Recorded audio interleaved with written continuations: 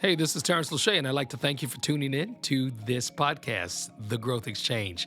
This podcast was designed to curate conversation, dialogue, and monologue around all things growth. I believe that everything living has the potential to grow into its fullest and most maximal potential. So let's grow. Hey, welcome back to another episode of the Growth Exchange podcast. I'm Dr. Tarence Lauchié, and this is June, which means that we are in the mental health month for men specifically. And I'm excited about my guest today, or my friend and brother who serves in ministry as well as community work, who's been doing it for a long time, longer than me, even though he's younger than me. We talked about that off the air, but I want to welcome you, man. Jerry Bishop, thanks for being here, man. Honored to be here. Excited every time we get together. Absolutely. It's never enough time, but it's always a good time. I know we only have about a 28-minute window today, so we'll talk fast. But I really wanted to use this as one of the platforms that God has blessed me with to expose great resources to all of humanity. And I say that on a broad stroke, but on a more specific note, you are a great asset to African-American males in particular, and all things growth, meaning our focus and our purpose here. You have shown us through your own life experience as well as years of serving the community. We're going to talk a little bit about that today. We'll talk about the F3 symposium that you were a part of last year that we're going to be doing again this year, but we also want to talk about just your growth journey. Why don't you take a few moments and just share, what you like to share regarding your growth journey to where you are today? Man, I'm just humbled and honored to be alive at this point. Yeah. You look at some of the trajectory over your life and the ebb and flows of, coming up in a trauma-ridden environment, and how literally, not to be preachy, although that's what we do. I know.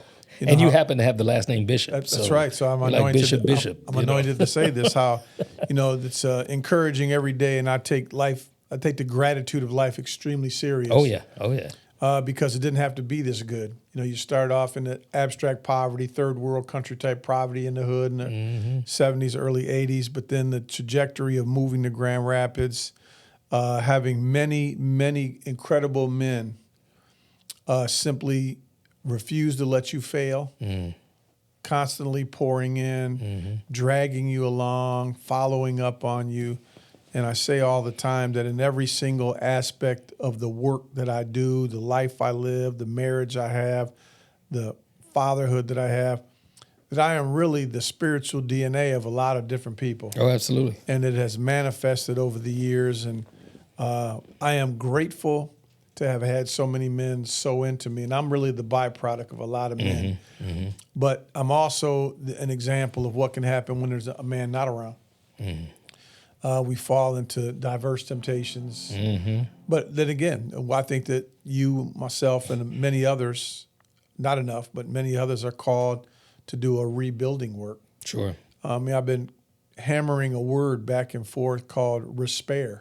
Yeah, and that's cross between... Respair is the recovering of hope. There we go. It's a 16th century word. It's kind of been displaced by despair. Yeah. But Respair is the recovery of hope. And I think that when there's, the proverb says, in the absent of the heart, we'll deal with that, Yeah, deferred hope. Deferred hope Makes the heart sick. Makes the heart sick. Yeah. But when we talk about Respair, I believe that we're called to help recover hope. Man, that's phenomenal. Every time I talk to you, I learn something, seriously. And I'm not trying to be facetious, but you are a walking, living, breathing resource of life, because you have a serious nature, but you have a sense of humor right below that surface. And I think that sense of humor is what kind of softens the edge of pretty much the grit that you have experienced in life. We've talked many times about similar journeys in that abstract poverty that you mentioned, but we also share this passion for helping people to maximize their fullest potential. Talk a little bit about the work that you're doing at LifeQuest, as well as the educational work that you're doing, which is another one of my passions. But go ahead, brag a little bit. Well, we'll just shine on God a little bit, and I'll put the brag on the backside. But all right. I'm been in full-time ministry since 1997. Yeah. Called to do the Lord's work in 1990. Largely, I had to sit in the pew and watch an open door arena on Sunday morning where the church could not contain young men.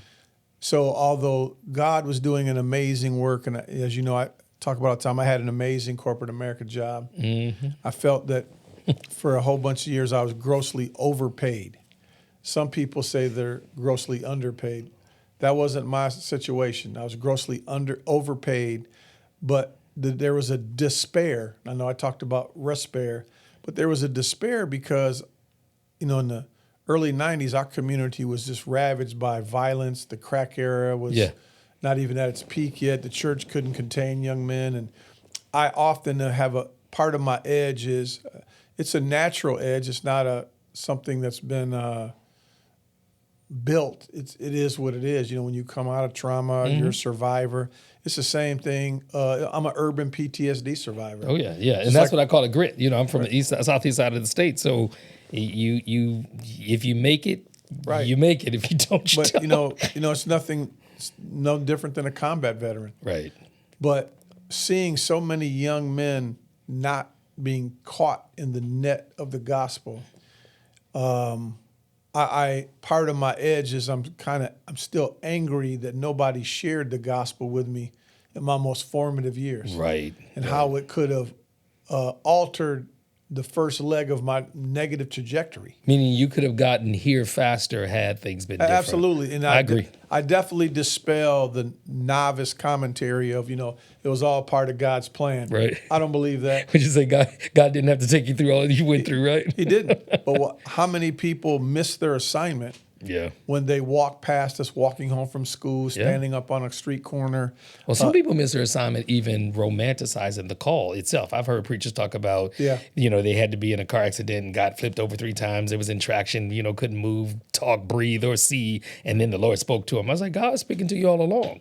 And those people who walked past you, or those people who did not take the opportunity to say, hey, that young man's got some potential, they missed it. Well, that part of the proverb, with the sickness, absence of hope. I think that we robbed a lot of people over the years of hope. And I think that hope is a real catalyst for all kinds of positive change. I'm all things hope as well. And then, we overcomplicate things. We get too spiritual. I say this all the time. It's one of my taglines that, especially in West Michigan, we're theologically rich, but a lot of really biblically illiterate.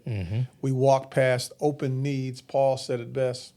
He says, as you have opportunity, do good to all people. Right. But especially those of the house of faith. Well, LifeQuest is largely built on an angst, an attitude, and some anger that the church couldn't contain it. And I'm working in a glass office at a tallest building in town, working for a Fortune 50 company, which is what I prayed for.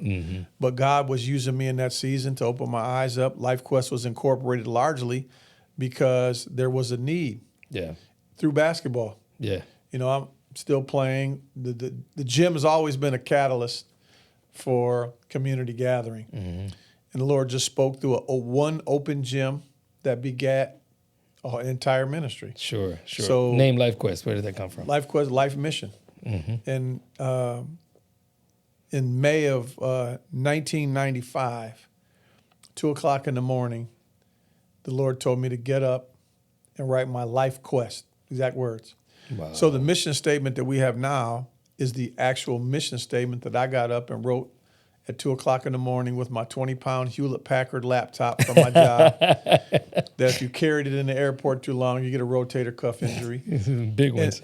Because literally I was in ministry part-time. I was attending Bethel Pentecostal Church, winding down. The company I worked for was about to be sold.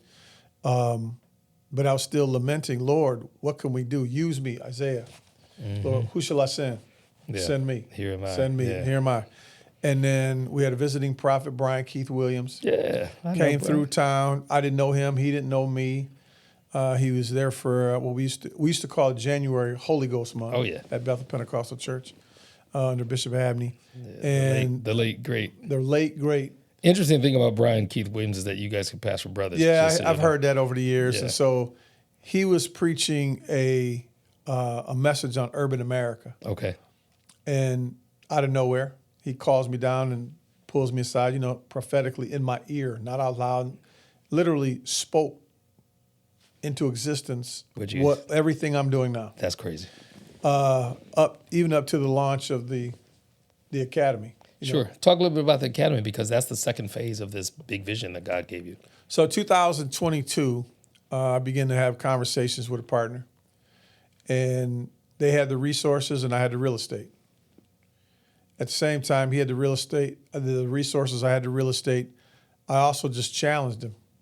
They wanted to rent space from us on our campus, which many of you know, the Lord blessed, dropped it in our campus in our lap, 2010. We were given a 65,000 square foot school building for free.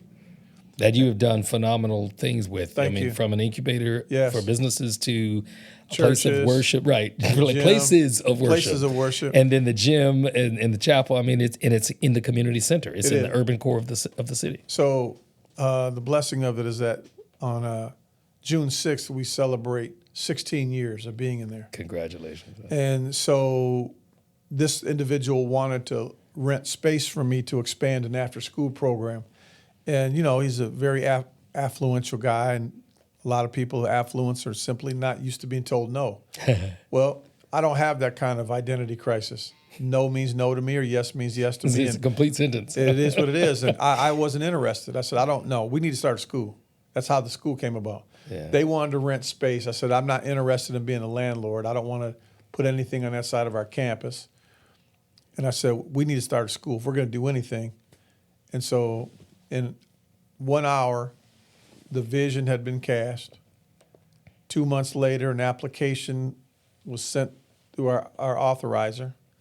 It was the fastest charter school being authorized in the history of Grand Valley. I was going to say Grand Valley must be your Grand Valley was our authorizer. And then in August 2023, we launched our first class, K through 3. We were chartered K through 5. It's called the Gerald Dawkins Academy, named after a legendary local educator who sowed a lot of seeds intellectually and emotionally into a lot of young men, me being one of them. And I couldn't think of anybody else in the space of education that was more deserving. We launched that first year in 2023. It was K through 3. Then we graduated into our own 4th grade, and then we now have, we're at our peak with your 5th graders. Our 5th graders, and we'll celebrate our first 5th grade graduation in a week. Man. And so that's 16 phenomenal. years. I mean, think about the journey itself from you having the life challenges that you experienced to moving into answering the call for LifeQuest. And it's not just your own LifeQuest. You're helping others. I've talked to young men who've actually hung out just playing ball, looking at that as a source of survival. It was the escape from, our urban temptations, but then there's also this sense of identity and male development. I believe we're going to be taking a break in just a moment. When we come back, I would like to talk about how we've landed on the passion of helping African-American males specifically who've experienced fatherlessness. Yeah. You participated last year with the F3 Symposium. You're going to participate again as a host, as the host site, being there at LifeQuest, which I'm honored to be able to bring it there. I wasn't even looking to do the symposium thing on a regular annual basis. Right. It was me sharing my dissertation research. Yep. And now it has evolved into a catalyst and hopefully a network. So right after the break, we'll come back and talk a little bit more about partnering with LifeQuest for the F3 Symposium. We'll be right back. Thank you. Listen, if you thought last year was a hit, this year, 2026, June 20th, right here in Grand Rapids, the symposium is happening again. Listen, it's gonna be phenomenal. And guess what? We got a treat. The day before, we are seeing the Black Man film documentary. You don't wanna miss it. My name is Dr. Jason McGee. I was there last year. I'll be here this year with father groups all over the city. If you are a father, if you are a son, if you are a man, this is the way to spend Father's Day. We're gonna be talking about our fathers, our faith, and our freedom, June 20th, right here in Grand Rapids. I'll see you there.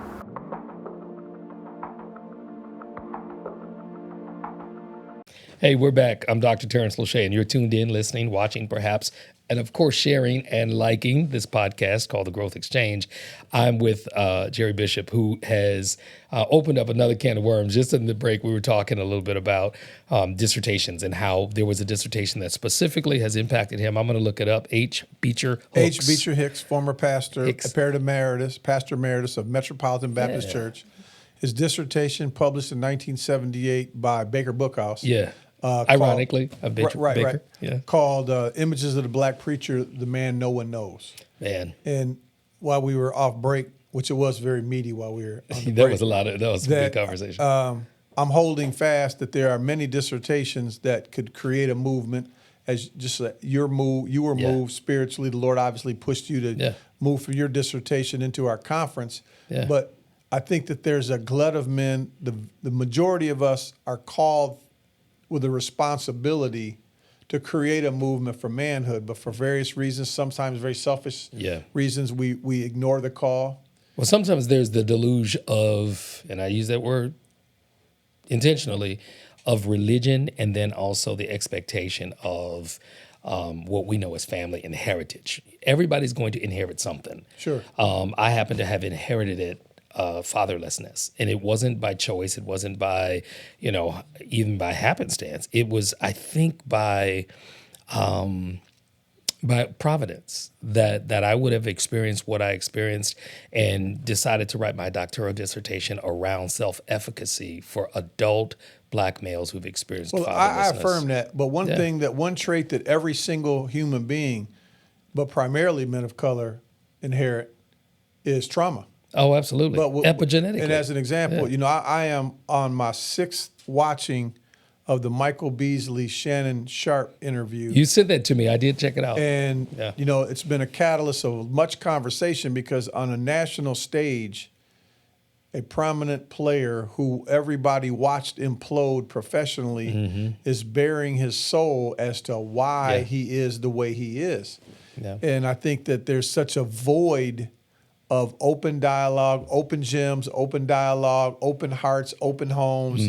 Men are not, there's an attack on manhood. Yeah. There's no continued conversation. You mentioned earlier that this symposium, as well as some of the other resources that are happening right around Father's Day weekend, are just one and dones, when actually there needs to be the continuity of everyday encounters. You're doing that through LifeQuest right now. And of course, the Academy is the prelude to that, because I'm sure there's some young Black boys in that Academy up through 5th grade whose life's trajectory is being changed just being on that campus. Well, it's a safe spot. But the disheartening thing is week in, week out, month in, month out, now year in, year out, we are having a growing audience of overt trauma because we don't make time. We don't have to have a theological dissertation ready for them. We have to have an open heart for them. Just be there. Right? Just go spend some time with them. Go sit in the barbershop. Take them out to eat. And I want to be very, very fluid about this, that I don't think that anything that I do is all that great. I don't think I do. I do not think I do great work. Yeah. I think I do a very available work. If you're the only hamburger stand in the neighborhood, people will probably say your hamburgers are better than maybe they are. Yeah. Or it's the best if it's the only. Right. But I think that we have a serious need and a void. There are so many successful men in our circles. Yeah. That just do not make time. But, success is what you make out of it. There's a lot of good blue-collar brothers. Oh, absolutely. That have a great story. Yeah. They either don't have time or don't make time. But unfortunately, the triage of this is the street corner. Yeah, and typically after something has happened, as opposed to always afterwards. We're in a response mode as opposed to being predictive or even preventative. One of the things you just mentioned, and I got to jump on it, is that you said there's a whole host of professional men. We're going to be bringing that dialogue together. John Covington is one name I'd like to drop because he did a film entitled Black Man, and that documentary has moved hundreds, if not millions so far, coast to coast. It's being aired, and we're going to be hosting it as part of the F3 Symposium on June I want to say the 20th. But look at the importance of the film. Okay. But then look at how it could be a serum for our own healing. Oh, absolutely. But how the serum is underfinanced, underfunded, where it should be on big screens everywhere as a mechanism of healing. It's not. When I watch the film, and I'm going to watch it again and again and again, it's not just a serum. I honestly believe that it's a diagnosis, but it's also a treatment. Yes, I agree. It's a prognosis of longevity, which means that in watching those men bare their souls, and that's the good thing about brotherhood and being able to talk man to man, is that once I'm in a safe environment, I'm willing to tell you my whole journey. I'm telling you my whole experience. And that's why the barbershop is such a sacred Or place. the barbershop, the gym, just sitting down. Yeah. But, we're, in my professional opinion, there's no such thing as a safe environment to have a dialogue. There's not. Well, There's too much of a danger. yeah. However, there's a lot of risks. Yeah. however, you can't wait for the perfect environment. Yeah. You got to take the shot when you take the shot. You got to ask the questions. I think that's part of that grit. You got to make it happen right where Yeah. you can make it happen Yeah. without fear, without hesitation, without lamentation. You got to sit there and make it happen for the sake of manhood. Yeah. I'm from a generation, I'm trying to hold on to, I'm trying to grow it. I would say I'm a man's man. Yeah. Men say what they say, they do what Yep. they do, they keep their word. Now, because there's such an attack on manhood, Yeah. traditional manhood. Well, you got your priorities right too, though, because you prioritize marriage. How many Yes. years? That's all you and your wife out for anniversary. Yep, that's right. Yep. Isn't it ironic how we run into each Right, other and all how the we have time, these? How many years you guys? 26. 26 years. Man, that's a blessing. It is, and I say this all the time over the microphone, just so you know this. I'm the least likely person to be in a 26-year, 100% monogamous marriage. Amen. Because I've never been faithful to anything but marriage. That's a good thing. It is a good thing. And you got products as a result. You got 2 sons, right? We got a whole bunch of kids. Really? And my oldest daughter just got married Sunday. We have 12 grandchildren, 5 kids. 5 kids. 5 kids. I don't know why I focus on the 2 boys that Well, because graduated. Are they I twins? said twins. Yeah, Yeah, I said that's- twins. yeah. But again, my marriage, the ministry, the management of the ministry is all a byproduct. I am from an era where it was non-negotiable for you to listen to them. They weren't afraid of other men. That's right. Bishop Abney, although he was slight in build, Yeah. was a powerful guy. Giant. Dr. Clifton Rhodes, he was a bigger guy, but he was just dripping with grace. But when they spoke, you listened. Yeah. The Bishop Nathan Wells. Yes.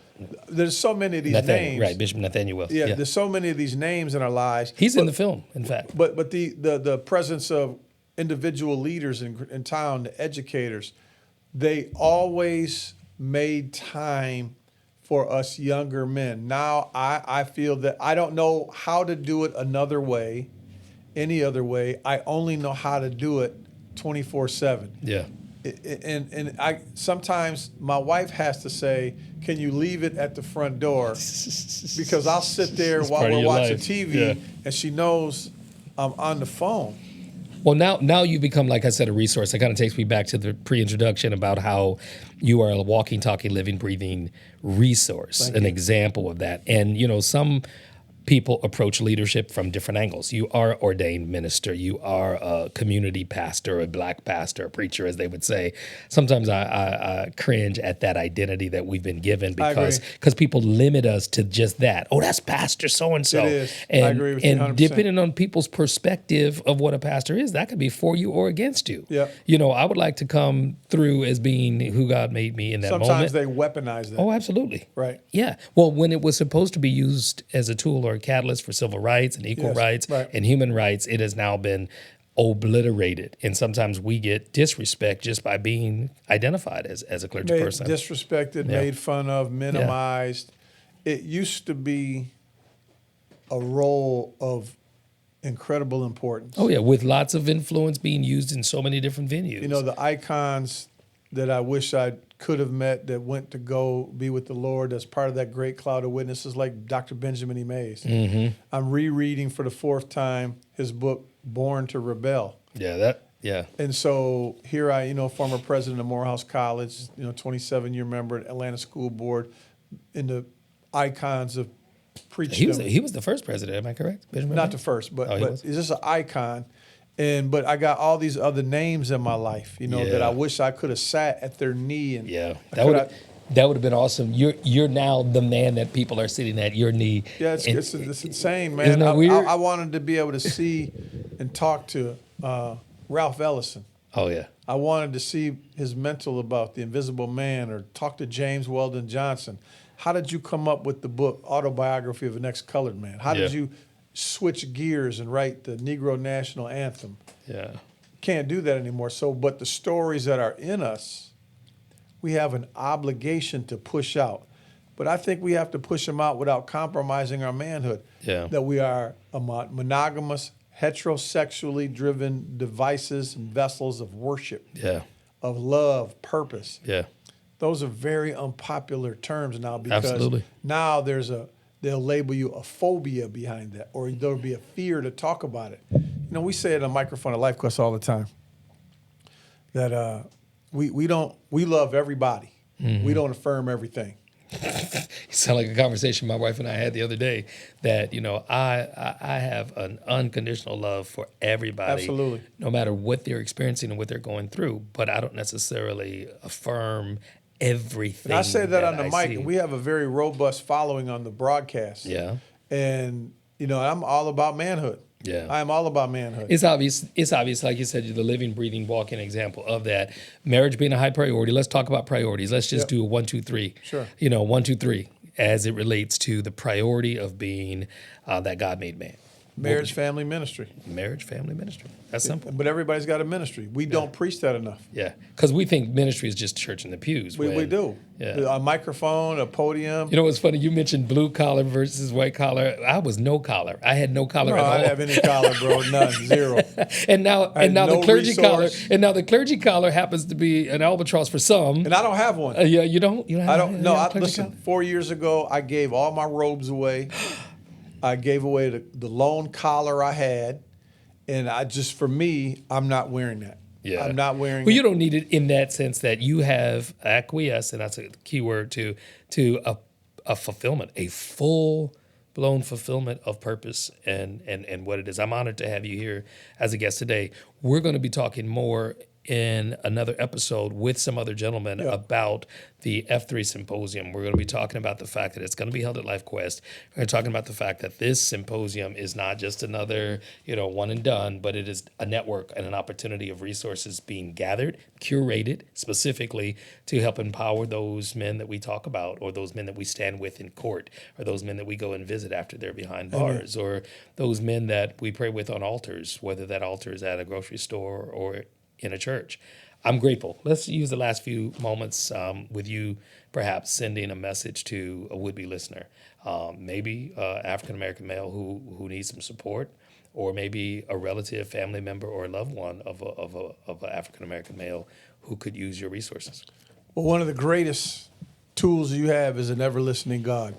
And I'm definitely not trying to be preachy. I don't care how bad it gets, how bad it is, or what you've been told about yourself.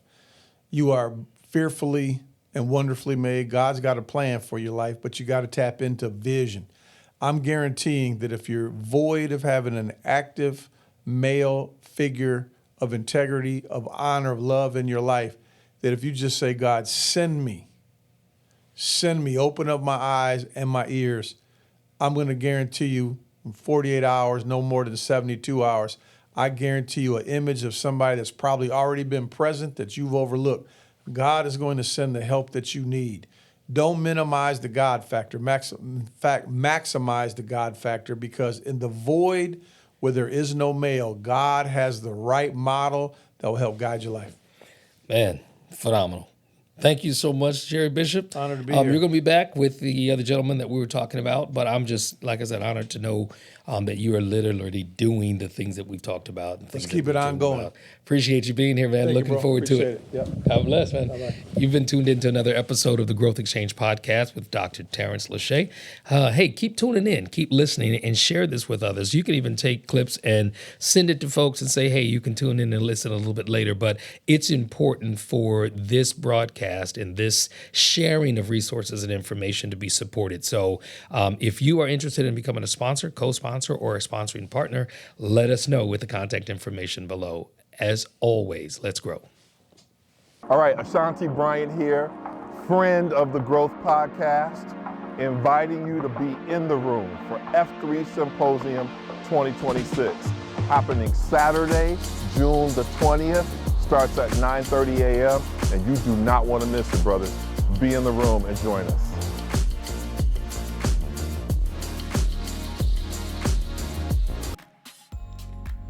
Thank you for tuning in to this episode of The Growth Exchange. I'm Dr. Tarence Lauchié.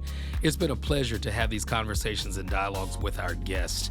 If you notice, One thing we all share in common, and that is the ability, the desire, and the potential to grow and maximize our fullest potential. So keep tuning in. Share this with somebody, like it, maybe even invite somebody. And if you'd like to be a guest, contact us with the information that's here and available for you. Let's grow.